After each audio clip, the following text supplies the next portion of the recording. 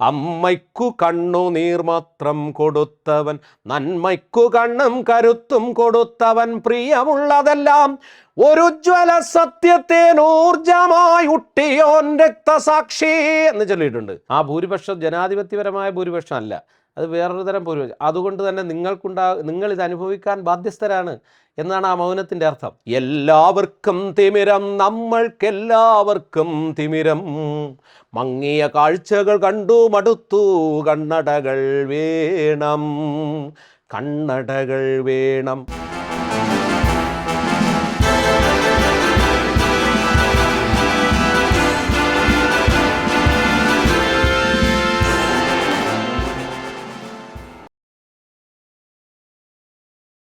അങ്ങേ ഒരു ജനകീയ കവിയാക്കിയതിൽ പ്രധാന പങ്കുവച്ച കവിതയാണ് കണ്ണട. ഇപ്പോഴും മനുഷ്യരത് ഏറ്റുചൊല്ലി നടക്കുന്നുണ്ട്. എന്ത് തോന്നുന്നു? അത് ഒരു സന്തോഷമുണ്ട്. ഞാൻ എൻ്റെ കണ്ണട അവസാനിപ്പിക്കുന്നത്, കൊത്തി ഉടയ്ക്കുക തിമിര കാഴ്ചകൾ, സ്ഫടിക സരിതം പോലെ സുഹൃതം കാടുകരിച്ച് മറിഞ്ഞൊഴുകുന്നൊരു മാവേലിത്തറ കാണും വരെ കൊത്തി ഉടയ്ക്കാനാണ്. മാവേലിത്തറ എന്ന വാക്കിൻ്റെ അർത്ഥം സമത്വത്തിൻ്റെ ഇടം എന്നാണ്. മനുഷ്യരെല്ലാവരും ഒന്നുപോലെ എന്ന് പറയുന്ന ഇടത്തിൻ്റെ പേരാണ് മാവേലിത്തറ. അങ്ങനെ ഒരു മാവേലിത്തറ കാണുന്നത് വരെ നമ്മൾ ഈ അധമ ബോധങ്ങളെ കൊത്തി ഉടച്ചുകൊണ്ടേയിരിക്കണം. നമ്മൾ ഈ ഇരുട്ടിൻ്റെ പ്രത്യയശാസ്ത്രങ്ങളെ കൊത്തി ഉടച്ചുകൊണ്ടേയിരിക്കണം. നമ്മൾ അന്ധതയെ കൊത്തി ഉടയ്ക്കണം. നമ്മൾ ഈ ഏകാത്മക ഭാരതത്തിലെ വൈവിധ്യങ്ങളെ തച്ചുടയ്ക്കുന്ന ഏകാത്മകതയുടെ ഭൗതിക ഫാസിസ്റ്റ് ബിംബങ്ങളെ അടിച്ചുടയ്ക്കുക, കൊത്തി ഉടയ്ക്കുക തന്നെ വേണം. അതാണ് കണ്ണട മുന്നോട്ട് വയ്ക്കുന്നത്. എല്ലാ കാലത്തെയും വർത്തമാനകാല യാഥാർത്ഥ്യങ്ങൾ അങ്ങനെ ആയാൽ പോരാ. കുറച്ചുകൂടെ നല്ല കാഴ്ചകൾ ഗാന്ധി മുന്നോട്ട് വച്ചിട്ടുള്ള, ക്രിസ്തു മുന്നോട്ട് വച്ചിട്ടുള്ള, അല്ലെങ്കിൽ മഹാനായ കാറൽ മാർക്സ് മുന്നോട്ട് വച്ചിട്ടുള്ള, അങ്ങനെയുള്ള മഹാരഥന്മാർ മുന്നോട്ട് വച്ചിട്ടുള്ള, സ്വാമി വിവേകാനന്ദൻ മുന്നോട്ട് വച്ചിട്ടുള്ള, അങ്ങനെയുള്ള ശ്രീനാരായണ ഗുരുദേവൻ മുന്നോട്ട് വച്ചിട്ടുള്ള, അങ്ങനെയുള്ള മഹാരഥന്മാർ മുന്നോട്ട് വച്ചിട്ടുള്ള മാനവികതയുടെ ഉയർന്ന ഒരു ഇടമുണ്ട്. ആ ഇടത്തിലേക്ക്, ആ മാവേലിത്തറയ്ക്ക് വേണ്ടി യാത്ര ചെയ്യുക.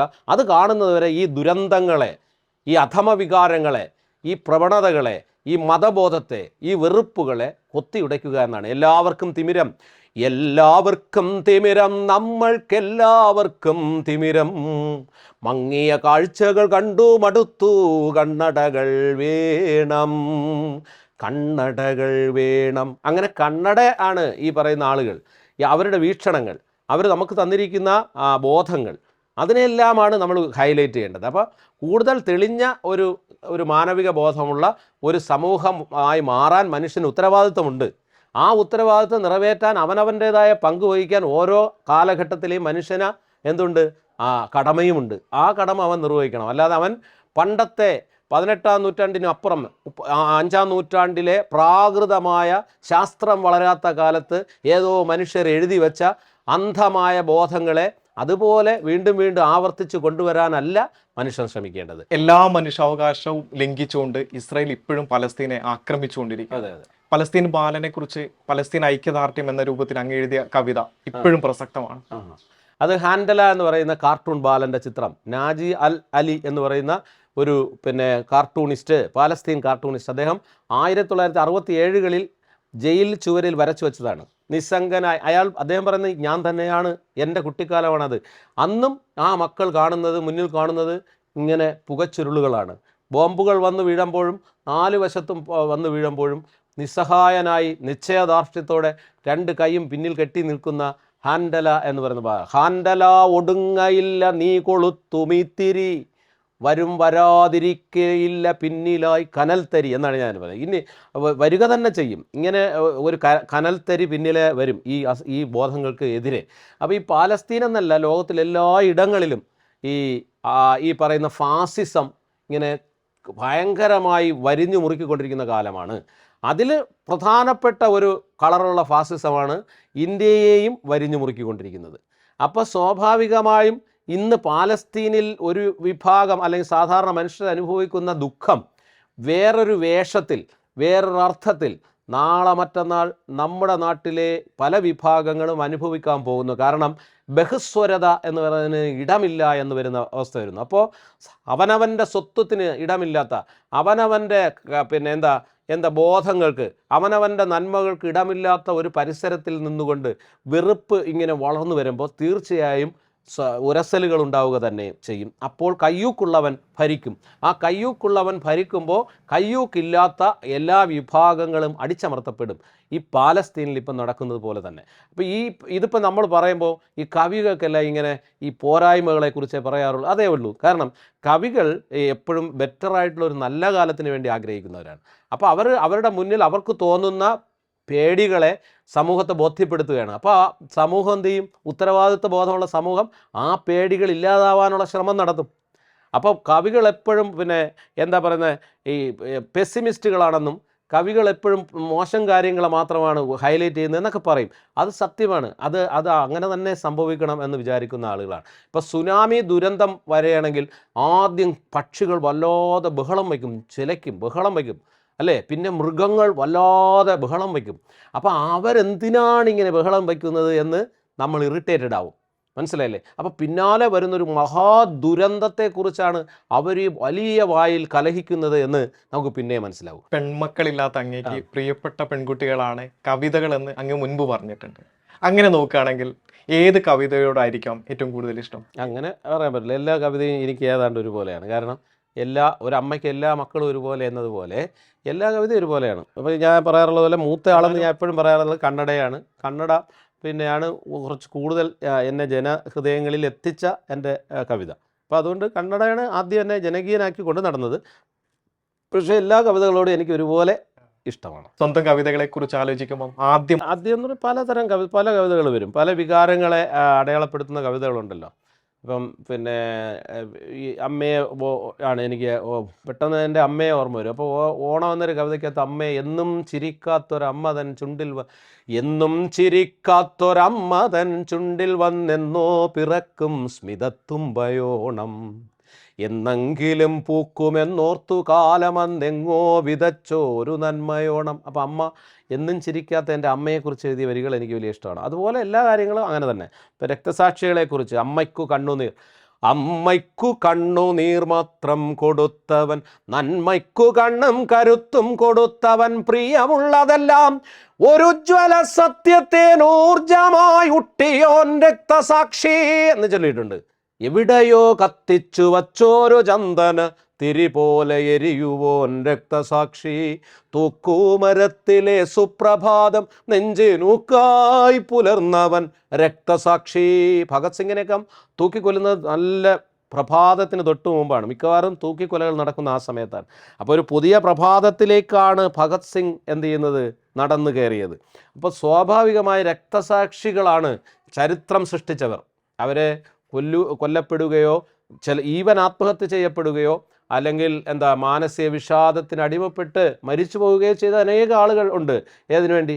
അവനവന് വേണ്ടി അല്ലാതെ മറ്റുള്ളവർക്ക് ഗുണം കിട്ടുന്നതിന് വേണ്ടി ത്യാഗങ്ങൾ സഹിച്ച ഈ സമൂഹത്തെ, ഈ മനുഷ്യരാശിയെ ഇങ്ങനെയെങ്കിലും ഒന്ന് വെളിച്ചമുള്ളൊരു സാധനമാക്കി ഇതുവരെ ഉണ്ടാക്കിയെടുത്ത മനുഷ്യ രക്തസാക്ഷികളെ എല്ലാവരും ബഹുമാനിക്കാനും അവരെ നിർവചിക്കാനുമാണ് ആ രക്തസാക്ഷി എന്ന കവിത. അപ്പോൾ തീർച്ചയായും കവിതകൾ വൈവിധ്യങ്ങളുടെ ഒരു അടയാളപ്പെടുത്തലാണ്. ആ അർത്ഥത്തിൽ എല്ലാ കവിതകളെയും ഞാൻ ബാലൻസ്ഡ് ആയിട്ട് ഇഷ്ടപ്പെടുന്നു, സ്നേഹിക്കുന്നു. അങ്ങയുടെ ഏറെ ശ്രദ്ധേയമായ കവിതയാണ് ബാഗ്ദാദ്. മണിപ്പൂരിലും സമാനമായ സംഭവങ്ങൾ ഉണ്ടായിട്ടുണ്ട്.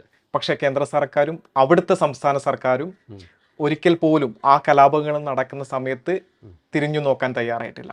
അങ്ങയുടെ ബാഗ്ദാദ് എന്ന കവിതയിൽ സമാനമായിട്ടുള്ള ആ വരികളിലെ സമാനമായിട്ടുള്ള പലതും അവിടെ സംഭവിച്ചിട്ടുണ്ട്. വലിയ ദുഃഖം തോന്നിയിട്ടില്ല? അതെ, തീർച്ചയായിട്ടും ഉണ്ടല്ലോ. പിന്നെ അത് ഈ മണിപ്പൂർ എന്ന് പറയുന്നത് ഞാൻ പറഞ്ഞല്ലേ, ഈ വെറുപ്പിൻ്റെ അല്ലേ, എന്താ പറയുന്നത്, ഞാനാണ് വലുത്, അല്ലെങ്കിൽ എൻ്റെ പ്രത്യയശാസ്ത്രം അല്ലെങ്കിൽ എൻ്റെ വിശ്വാസമാണ് വലുത്, ഞങ്ങളാണ് എന്താ പറയുന്നത് ഭൂരിപക്ഷം. ആ ഭൂരിപക്ഷം ജനാധിപത്യപരമായ ഭൂരിപക്ഷം അല്ല, അത് വേറൊരു തരം ഭൂരിപക്ഷം. അതുകൊണ്ട് തന്നെ നിങ്ങളിത് അനുഭവിക്കാൻ ബാധ്യസ്ഥരാണ് എന്നാണ് ആ മൗനത്തിൻ്റെ അർത്ഥം. ഈ ഭരണകൂടം മിണ്ടാതിരുന്നതിൻ്റെ അർത്ഥം അതാണ്. ഇതൊക്കെ സ്വാഭാവികമാണ്.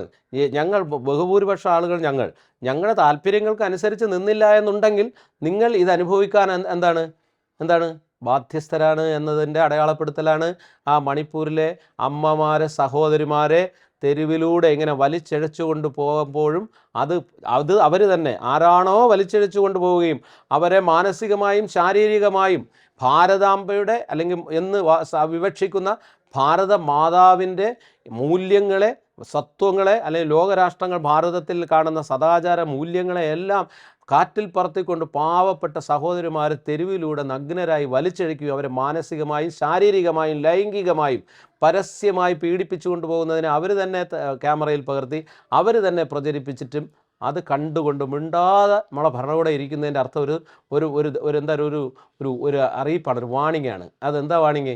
ഞങ്ങൾ ഭൂരിപക്ഷമാണ്, ഭൂരിപക്ഷം പറയുന്നതനുസരിച്ച് ജീവിക്കണം, അല്ലാതെ നിങ്ങൾക്ക് അല്ലെങ്കിൽ ഇതുപോലുള്ള കാര്യങ്ങൾ നാളെയും മറ്റന്നാളും നിങ്ങൾക്ക് എന്ത് ചെയ്യേണ്ടി വരും, നേരിടേണ്ടി വരും എന്നാണ്. നമുക്കറിയാമല്ലോ, ഈ 2025 ഇന്ത്യയിൽ ഒരു ഹിന്ദു രാഷ്ട്രം വരുമ്പോൾ ആ ഹിന്ദു രാഷ്ട്രത്തിൻ്റെ ഭരണഘടന നിർമ്മിക്കാൻ ഒരു സന്യാസി സമൂഹത്തിലെ ഒരു കോർ ഗ്രൂപ്പിനെ ഏൽപ്പിച്ചു.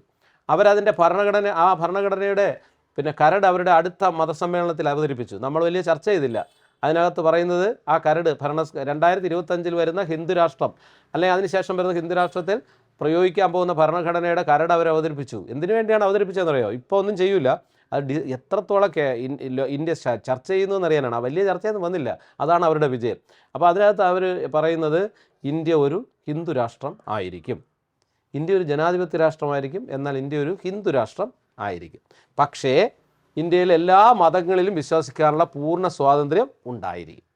ഏത് മതത്തിലും വിശ്വസിക്കാനും ഏത് ആചാരങ്ങൾ അനുഷ്ഠിക്കുന്നതിനും ഇന്ത്യയിൽ പൂർണ്ണ സ്വാതന്ത്ര്യം ഉണ്ടായിരിക്കും. എല്ലാ മതക്കാർക്കും ഇവിടെ അവരുടെ ആരാധനാ സ്വാതന്ത്ര്യം ഉണ്ടായിരിക്കും. പക്ഷേ ഇന്ത്യ ഒരു ഹിന്ദു രാഷ്ട്രം ആയിരിക്കും. ഇനി അടിയിൽ എഴുതി വെച്ചിട്ടുണ്ട്, എന്നാൽ വോട്ടവകാശം ഹിന്ദുക്കൾക്ക് മാത്രം ആയിരിക്കും എന്ന്.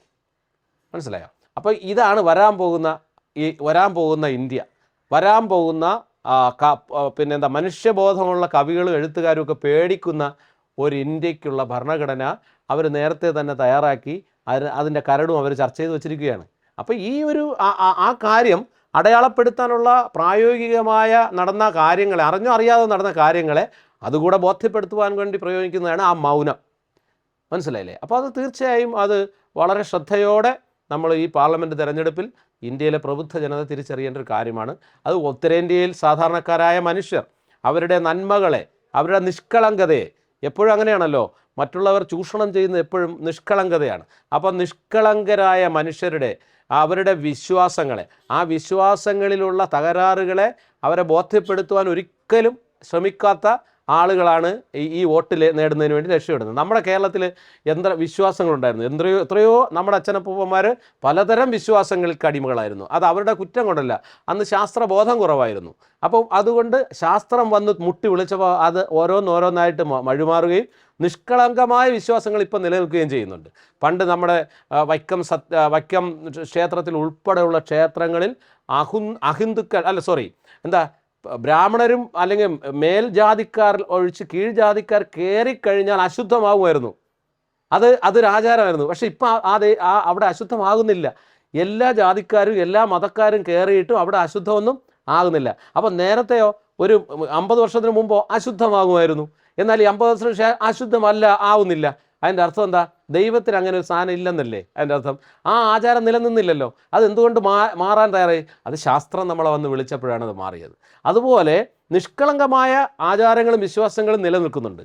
അത് ആരെയും വേദനിപ്പിക്കാത്ത വിശ്വാസങ്ങളാണ്. അത് മനുഷ്യൻ്റെ അടിസ്ഥാന കാമനകളുടെ ഒരു അടയാളപ്പെടുത്തലാണ്.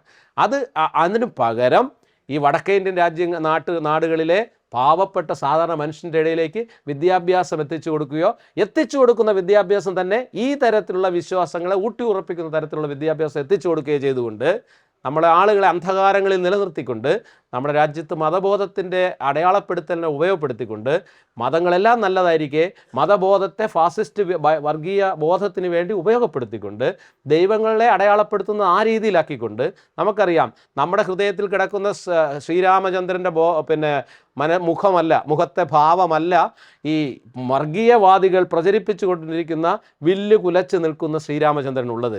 നമ്മുടെ എല്ലാം ഹൃദയത്തിൽ കിടക്കുന്ന ഹനുമാൻ്റെ മനോഹരമായ ചിത്രമല്ല, വളരെ ക്രൂരമായ കണ്ണുകളോടുകൂടി പൊതുസമൂഹത്തെ മ്ലേച്ഛമായി നോക്കിക്കൊണ്ട് നിൽക്കുന്ന, മറ്റ് എല്ലാ വികാരങ്ങളെയും വെറുപ്പോടെ വീക്ഷിക്കുന്ന ഒരു ഹനുമാൻ്റെ ചിത്രമാണ് വർഗീയ ബോധമുള്ള ഫാസിസ്റ്റുകൾ. അവർ മതവിശ്വാസികളല്ല. നമുക്കറിയാമല്ലോ നമ്മുടെ മതരാഷ്ട്രമായ പാകിസ്ഥാൻ ഉണ്ടാക്കിയത് മതവിശ്വാസിയല്ല. അതായത് പാകിസ്ഥാനെ ഒരു മതരാഷ്ട്രമാക്കണമെന്ന് വാദിക്കുകയും അങ്ങനെ മതരാഷ്ട്രമാക്കി ഇല്ലാതാക്കി ഇപ്പോഴും നിലനിർത്തുകയും ചെയ്യുന്നതിനിടയാക്കിയ മുഹമ്മദ് അലി ജിന്ന ഒരു മതവിശ്വാസിയല്ലായിരുന്നു, അദ്ദേഹം ഒരിക്കലും നിസ്കരിക്കില്ലായിരുന്നു, അദ്ദേഹം പന്നിയിറച്ചി കഴിക്കുന്നവനായിരുന്നു എന്നാണ് പറയുന്നത്. ശരിയാണോ തെറ്റാണോ എന്ന് എനിക്കറിയില്ല. അപ്പോൾ അങ്ങനെയാണ്. അപ്പം ഈ ഫാസിസ്റ്റുകളൊന്നും മതവിശ്വാസം അല്ല മുന്നോട്ട് വയ്ക്കുന്നത്. അവരുടെ ഉള്ളിലെ വെറുപ്പിൻ്റെ അജണ്ടയെ സാക്ഷാത്കരിക്കുകയാണ് അവർ ചെയ്യുന്നത്. അപ്പോൾ ഇന്ത്യയിലും സംഭവിക്കാൻ പോകുന്നത് ഏകദേശം അതിന് തത്തുല്യമായ ഒരവസ്ഥയാണ് എന്നാണ് വിചാരിക്കുന്നത്. കഴിഞ്ഞ ദിവസം മുഖ്യമന്ത്രിയുടെ ഒരു വിമർശനം ഉണ്ടായിരുന്നു. കേരളത്തിൽ നിന്ന് പോയ 18 MP-മാർ കേരളത്തിന് വേണ്ടി ശബ്ദിച്ചില്ല, കേന്ദ്ര സർക്കാരിൻ്റെ കേരള വിരുദ്ധമായ പല നടപടികൾക്ക് മേൽ ശബ്ദിച്ചിട്ടില്ല എന്ന് പറഞ്ഞായിരുന്നു. എങ്ങനെയായിരിക്കണം ഇനി വരാൻ പോകുന്ന എൻ്റെ MP എന്ന് അങ്ങനെ? തീർച്ചയായിട്ടും. അതായത് നമ്മൾ ശബ്ദിച്ചിരുന്നെങ്കിൽ ഇപ്പോൾ കേരളം ഈ അനുഭവിക്കുന്ന സാമ്പത്തിക ബുദ്ധിമുട്ടുകൾ കേരളത്തിലുണ്ടാകില്ലല്ലോ. ഇപ്പോൾ കേരളം ഒരു പുരോഗമന ജനാധിപത്യ പ്രദേശമായി തന്നെ ഇപ്പോഴും നിലനിൽക്കുന്നതിൽ വർഗീയ ബോധമുള്ളവർക്ക് ഭയങ്കര അസഹിഷ്ണുതയുണ്ട്. അപ്പോൾ കേരളത്തെ എങ്ങനെ തകർക്കാം? കേരളത്തെ സാംസ്കാരികമായി തകർക്കാൻ കഴിയില്ല. കാരണം ശ്രീനാരായണ ഗുരുദേവനൊക്കെ പാകിയിട്ട ഒരു വലിയ അടിത്തറ, ഒരു സാംസ്കാരിക അടിത്തറയുണ്ട്. ആശാനെ പോലുള്ള, എഴുത്തച്ഛനെ പോലുള്ള, ഉള്ളൂരിനെ പോലെ, വള്ളത്തോളിനെ പോലെ ഉള്ളവർ പാകിയിട്ട ഒരു പുരോഗമന ജനാധിപത്യ ഒരു സാഹിത്യ അടിത്തറ ഉണ്ട്. മഹാരഥന്മാരായ കലാകാരന്മാർ ഉണ്ടാക്കിയെടുത്ത അതിവിശാലമായ ഒരു സാംസ്കാരിക പാരമ്പര്യം കേരളത്തിൻ്റെ. അതുകൊണ്ട് കേരള ഗാത്രത്തിൽ സാംസ്കാരിക പ്രവർത്തനത്തിലൂടെ കയറിപ്പറ്റാൻ വർഗീയതയ്ക്ക് കഴിയില്ല, പൂർണ്ണമായും കഴിയില്ല. രാഷ്ട്രീയമായി കയറിപ്പറ്റാൻ കഴിയില്ല. കാരണം രാഷ്ട്രീയമായി ലോകത്തിൽ ആദ്യമായി സ്ഥിതി സമത്വാധിഷ്ഠിതമായ ഒരു ഗവൺമെൻറ് ജനാധിപത്യത്തിലൂടെ നിലവ് വന്നത് ചരിത്രത്തിൽ ഈ കേരളത്തിലാണ്. ഒരു കമ്മ്യൂണിസ്റ്റ് ഗവൺമെൻറ്. ഒരു കമ്മ്യൂണിസം എന്ന് പറയുന്ന വിശ്വാസ പ്രമാണത്തിൽ ഊന്നി നിന്നുകൊണ്ട് ജനാധിപത്യ ക്രമത്തിലൂടെ അധികാരത്തിൽ വരാൻ തക്ക മാനസിക ബോധമുള്ള ആരോഗ്യകരമായ രാഷ്ട്രീയ ബോധമുള്ള ഒരു ജനതയാണ് മലയാളി. അതുകൊണ്ട് രാഷ്ട്രീയപരമായി ഇടിച്ചു കയറാൻ കഴിയില്ല, സാംസ്കാരികമായും കലാപരമായും ഒന്നും ഇടിച്ചു കയറാൻ കഴിയില്ല. അപ്പോൾ എന്താ ചെയ്യുന്നത്? കേരളത്തിൻ്റെ സാമ്പത്തിക അടിത്തറ തകർക്കുക. അതിലൂടെ മാത്രമേ ആളുകളിൽ അതൃപ്തി ഉണ്ടാക്കിയെടുക്കാൻ കഴിയൂ. അതിലൂടെ മാത്രമേ തങ്ങളുടെ മനസ്സിനകത്തെ വിഭാഗീയതയും വെറുപ്പും നമ്മുടെ മനുഷ്യൻ്റെ ഹൃദയങ്ങളിലേക്ക് എത്തിച്ചുകൊണ്ട് അവിടേക്ക് എങ്ങനെയെങ്കിലും ഒരു ഇടം കണ്ടെത്താൻ കഴിയും. അതുകൊണ്ടാണല്ലോ നമുക്ക് കിട്ടേണ്ട വിഹിതങ്ങൾ, അത് നികുതി വരുമാനത്തിൻ്റെ ആകട്ടെ, അത് ഭരണഘടനാപരമായി സർക്കാരിന് കടമെടുക്കാനുള്ള സ്വാതന്ത്ര്യം ആകട്ടെ, അത് ഫെഡറൽ സംവിധാനത്തിൽ ഒരു സംസ്ഥാന ഭരണകൂടത്തിന് ആവശ്യപ്പെടാനും നേടിയെടുക്കാനും അവകാശമുള്ള സാമ്പത്തിക ആനുകൂല്യങ്ങളാകട്ടെ, ഇതിനെയെല്ലാം തന്നെ വളരെ സാങ്കേതികമായ കാരണങ്ങൾ പറഞ്ഞ് ഒതുക്കി കേരളത്തെ ഇങ്ങനെ സാമ്പത്തികമായി ഞെരുക്കി സാമ്പത്തികമായി ഇല്ലാതാക്കുന്നത് അവിടെ കണ്ടുകൊണ്ട് നിൽക്കുകയല്ലേ. അവർ അനങ്ങിയിട്ടില്ലല്ലോ, അവർ ഒരു മൂവ്മെൻറ്റും നടത്തിയിട്ടില്ലല്ലോ. നാളെയും അങ്ങനെയുള്ള, അത് ഏത് രാഷ്ട്രീയ പാർട്ടിയിൽ നിന്നും ആയിക്കോട്ടെ, അങ്ങനെയുള്ള ആളുകൾ പാർലമെൻറ്റിലേക്ക് പോകുന്നതിനെ തടയാനുള്ള ശേഷി, സ്വതന്ത്ര ചിന്ത നമ്മുടെ പ്രബുദ്ധരായ കേരളീയർക്കുണ്ടാകണം എന്നാണ് എനിക്ക് പറയാനുള്ളത്. നന്ദി ശ്രീ മുരുകൻ.